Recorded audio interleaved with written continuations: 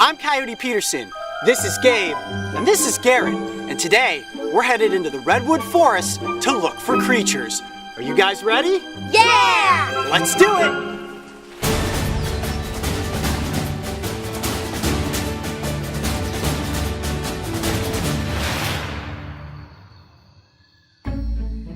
On this episode of Coyote's Backyard, I am taking YouTube sensations, Gabe and Garrett, into the towering redwood forests of California.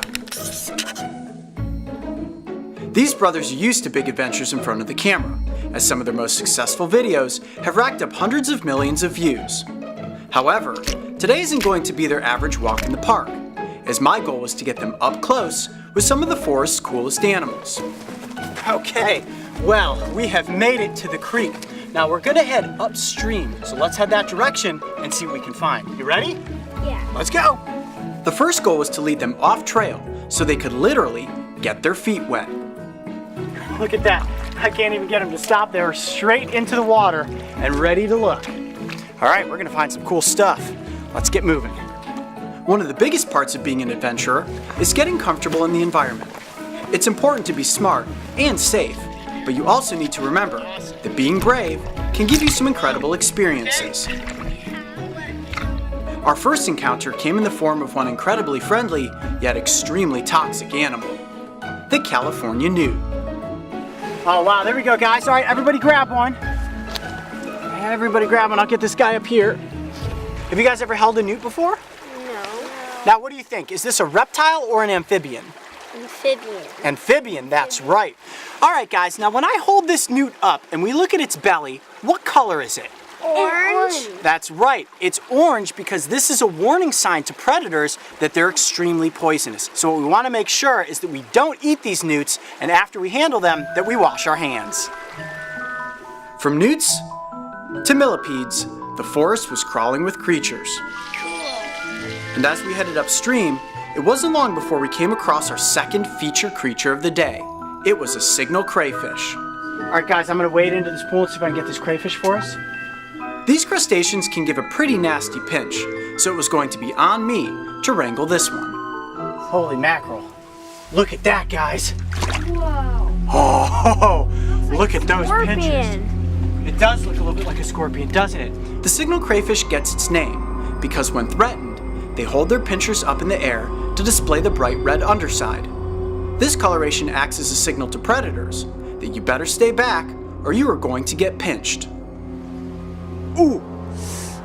Ah! Yep, ooh, that's a good pinch right there. Clearly, I wasn't getting that message. Yikes! Okay, now go ahead and try to hold him from the back when he's not actually pinching me. Squeeze onto his back there like that. There you go, you got him? All right, you're holding a crayfish. That's a big one too. I was incredibly proud of the boys. To handle a crayfish of this size was a great feat of bravery. Watch this, guys. Watch how he disappears backwards. He should go pretty quick. Whoa. Whoa. Pretty awesome, huh? You guys are so brave. Holding crayfish. Let's keep going. Now, I brought something here for us. What are those? Bananas. This next creature looks exactly like a banana. It's called a banana slug. I'm going to give each one of you a banana to carry, and we're going to try to find a slug that's as big as a banana. You think you can do that? Yeah. All right, let's start searching. If you have ever explored in the redwood forests, you are probably aware of how many banana slugs slink along the trails. Here's a big one. Pretty close. Wow, that one's a monster. Wow. Man, I think your slug is definitely bigger than my slug. And it was only a matter of minutes before we all had our hands on one. All right, we have three pretty good looking slugs. Let's take them over here and get an up close look. All right guys, now look at the front of your slug. You see those tentacles coming out of the front? Yeah. Those are the eye stalks, and that allows them to see light and movement. Now, when you guys found these slugs and you picked them up, what did they feel like? Super sticky. They are super sticky. It feels like someone sneezed in your hand, doesn't it? Yeah. Totally gross. Now, if you look at the side of the slug, do you see that hole right there? Yeah. That's called a neostome, and that is actually where the slug's lung is. So look into that hole, and you see in there? Yeah. Yeah. You're looking at the slug's lung, and that's how the slug is breathing. That's pretty cool, huh? This thing is wild. Out of all the animals that we have here in the Redwood Forest, I would definitely say that the banana slug has truly earned its name, considering the fact that it looks just like a banana.